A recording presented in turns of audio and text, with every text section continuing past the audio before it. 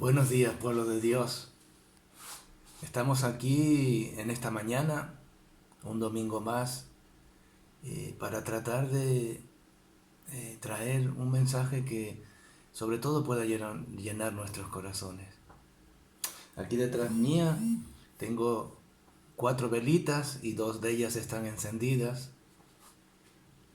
Y esto significa que el nacimiento del Señor Jesús se aproxima. En este mes de diciembre, cada domingo se enciende una vela en muchas iglesias cristianas y se enciende una vela cada semana. Y de esta manera tratamos de anunciar que va quedando menos para el nacimiento del Señor Jesús. Es una costumbre bonita, no sé ni dónde se remonta, en qué tiempo se empieza a hacer, pero sí que es una manera de anunciar que el Señor Jesús va a nacer. Y a eso le llamamos la Navidad y le llamamos también Adviento. Así es que hoy es el segundo domingo de Adviento, el segundo domingo hasta el nacimiento del Señor Jesús. Evidentemente esto es histórico, el Señor ha nacido y el Señor sobre todo no ha nacido, sino que ha resucitado. Y ahí está hecha la obra completa de Dios, pero esta es una manera sencilla de decir: la Navidad está cerca, gocémonos y celebremos ese día en el que un niño es dado al mundo como Salvador. Pero yo en esta mañana quisiera ver con ustedes otra cosa. Quisiera hablar de que somos el pueblo de Dios. Hay una canción preciosa que dice: somos el pueblo de Dios, somos un pueblo especial, llamados para anunciar las virtudes de aquel que nos llamó a su luz. Somos el pueblo de Dios. ¿Qué significa esto? En el libro de Romanos, en la carta de Pablo a los romanos, en el capítulo 6, tenemos todo un decálogo que Pablo está transmitiendo a los judíos. Como ustedes saben, los judíos es el pueblo de Dios, lo era y lo sigue siendo. Y Pablo era judío y era maestro de los judíos. Y Pablo le está diciendo al pueblo judío que Dios había llamado, además del pueblo judío, del pueblo de Israel, a otro pueblo, que no era pueblo, dice la palabra de Dios, y que Dios lo hizo pueblo y lo juntó al pueblo de Israel. Parte de ese pueblo somos nosotros, somos miembros de ese cuerpo, somos miembros de ese pueblo, y es lo que quisiera yo que podamos ver en esta mañana.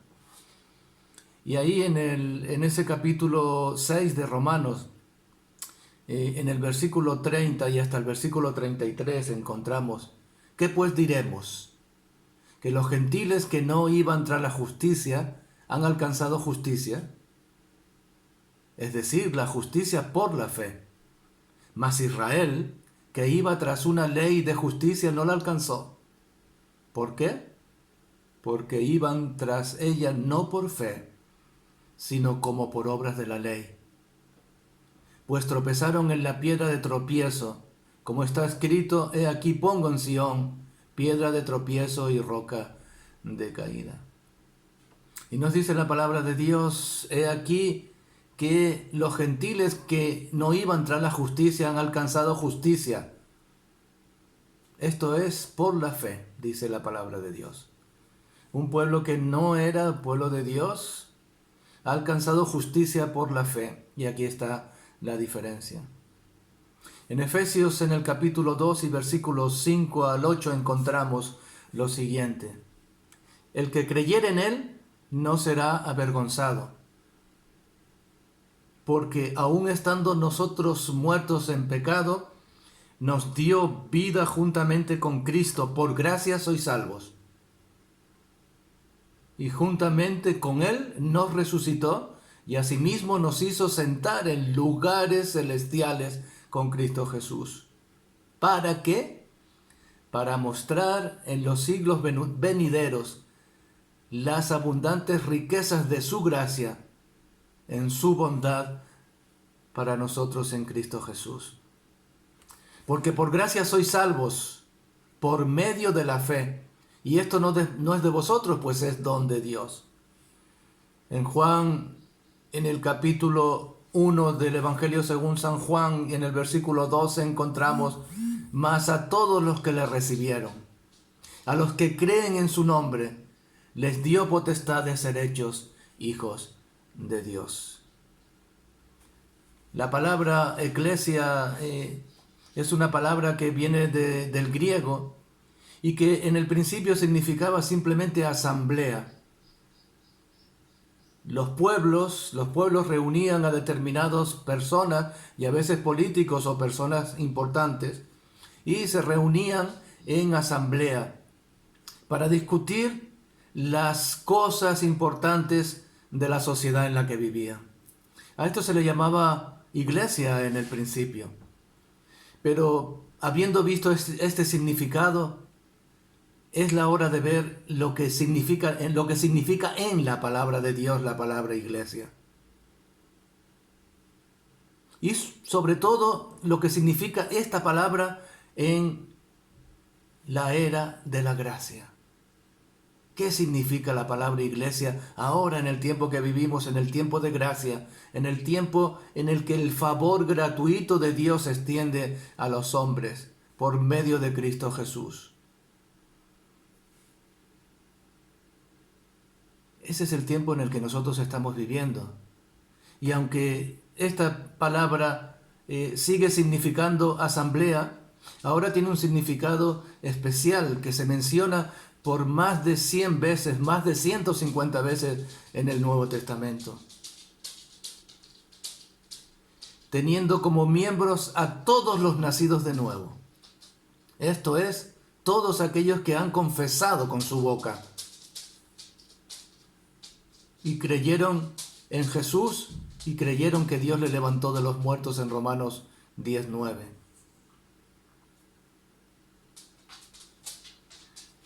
Otro término que utiliza la palabra de Dios en el Nuevo Testamento es el cuerpo de Cristo, donde Cristo es la cabeza y los demás son todos los miembros del cuerpo de Cristo, cada uno en el lugar donde Dios les ha puesto. Hay todo un decálogo también sobre esto en 1 Corintios 12.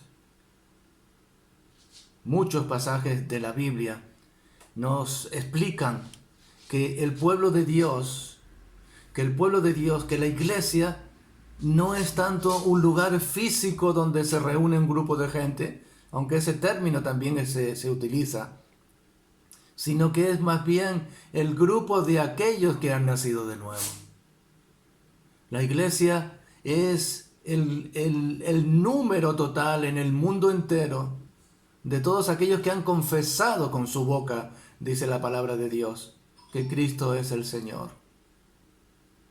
En el Evangelio según San Marcos, en el capítulo 9 y versículos 38 y 40 encontramos: entonces respondió Juan y le dijo: Maestro, hemos visto a uno que echaba fuera demonios en tu nombre y se lo prohibimos porque no nos seguía. Jesús le dijo: no se lo prohibáis, porque el que no es contra nosotros, por nosotros es. Es fantástico encontrar de que este grupo de discípulos que seguían a Jesús y que habían sido enviados a las aldeas de dos en dos a predicar el evangelio del reino, se encontraron de repente con un hombre que, sin haberles visto antes, ninguno de ellos estaba echando fuera demonios en el nombre de Jesús. Inmediatamente trataron de prohibírselo, no lo dejamos que lo hiciera. Y esto es exactamente lo que sucede hoy día. Si tú no entras por el aro de determinadas formas religiosas, te conviertes en alguien que no debe hacer las cosas, e inmediatamente los maestros de la ley, los intérpretes modernos del evangelio, te apartan Y te dicen, no, tú no tienes derecho de hacer eso, porque tú haces las cosas de otra manera. Estamos acostumbrados a catalogar a los creyentes, al pueblo de Dios, en el número de aquellos que se reúnen los domingos en un banco. Y esto, lo siento mucho, pero es una idea bastante errónea de lo que Dios quiere significar con su iglesia. Es bastante diferente la idea que encontramos en el Nuevo Testamento de iglesia con la idea que muchas veces vemos en el resto de los sitios. Realmente la iglesia la formamos todos aquellos que hemos aceptado a Jesús como Señor y Salvador de nuestras vidas, que hemos testificado con nuestras bocas que el Señor es Dios y que el Señor es Salvador. Y ahora vivimos una fe auténtica. Y ahora ya no vivimos más el Evangelio como una creencia, sino que lo vivimos como una vivencia. Nosotros que hemos sido los llamados afuera, nosotros que hemos aceptado que Cristo Jesús es el Salvador, la palabra de Dios en el Evangelio de Juan nos dice, mas a todos aquellos que le recibieron, a los que creen en su nombre, les dio el derecho, les dio la potestad de ser hechos hijos de Dios. Y si hijos de Dios, también herederos. No podemos ir por la vida catalogando a este al otro de cristiano o no cristiano porque lleva en su frente el nombre de una denominación. Ahora es el tiempo de encontrar que son creyentes aquellos que han confesado con su boca que Cristo es el Señor y el Salvador. Estamos en unos tiempos difíciles en todo nuestro mundo con esta pandemia del COVID-19. Ahora más que nunca la gente han tenido que recluirse por motivos de edad, por motivos de enfermedad o de salud, por cualquier otro motivo. Hay muchísima gente que ha tenido que aislarse y están viviendo por primera vez en su vida quizás una fe ellos solos en un ambiente reducido. En este momento hemos descubierto una cosa maravillosa en el pueblo de Dios. Y es que ninguno de estos que estaban en los hogares, que a veces ni siquiera sabíamos que estaban ahí, ninguno de ellos se ha perdido. Ha pasado con nuestro propio grupo, el Ministerio del Monte, que después de 4 meses y medio, sin poder estar reunidos físicamente, el primer día, el primer domingo, que nos hemos citado para vernos cara a cara, estaban todos allí. ¿Saben una cosa? Yo a veces pensé en mi cabeza con preocupación que algunos se iban a perder. Yo mismo pensé que si no estaban unidos al grupo, se iban a perder. Eso era lo que yo pensaba. Sin embargo, el Señor me demostró que esos son de Él, que son suyos. Y el que es de Cristo una nueva criatura es. He aquí todas las cosas viejas pasaron y ahora son todas hechas nuevas. Cuando el Señor Jesús pone el sello del Espíritu Santo sobre tu vida, tú eres iglesia. Tú eres miembro del cuerpo de Cristo. Tú eres uno más sumado al libro de la vida, donde están escritos aquellos que van a vivir eternamente. Cuando el Espíritu de Dios, por medio de Cristo y sus padecimientos, te ha tocado, ya no eres el mismo, ni ya perteneces a la misma nacionalidad. Comienzas a pertenecer a la Jerusalén celestial. Comienzas a tener parte en la herencia divina. Y de ahí tu nombre jamás será borrado. Porque ¿qué te podrá separar del amor de Dios? ¿Angustia? ¿Necesidad? ¿Tristeza? ¿Dolor? Mas yo os digo, dice la palabra de Dios, que ninguna de estas cosas os pueden apartar del amor de Dios que es en Cristo Jesús. Así es que yo no sé cuál es tu situación en esta mañana. Yo no sé ni siquiera si tú estás escuchando este mensaje de la palabra de Dios y nunca has asistido a una congregación. Yo no sé si estás recluido por asunto del COVID-19. Yo no sé cuál es tu situación, pero te voy a decir una cosa. Si tú le has dicho al Señor Jesús en tu corazón que crees lo que Él ha venido a hacer, si tú confiesas con tu boca, aunque estés solo en ese lugar, que Cristo Jesús te ha perdonado tus pecados porque se lo has pedido, en ese momento tú eres parte del pueblo de Dios, tú eres ciudadano del cielo. Como dice la palabra de Dios, por adopción. No somos hijos directos como los israelitas, pero por adopción Dios nos va a adoptar como hijos. Y cuando somos hijos de Dios, tenemos todos los derechos de cualquier otro hijo. Pero recuerda esto, no todos son hijos de Dios. Te voy a decir un secreto.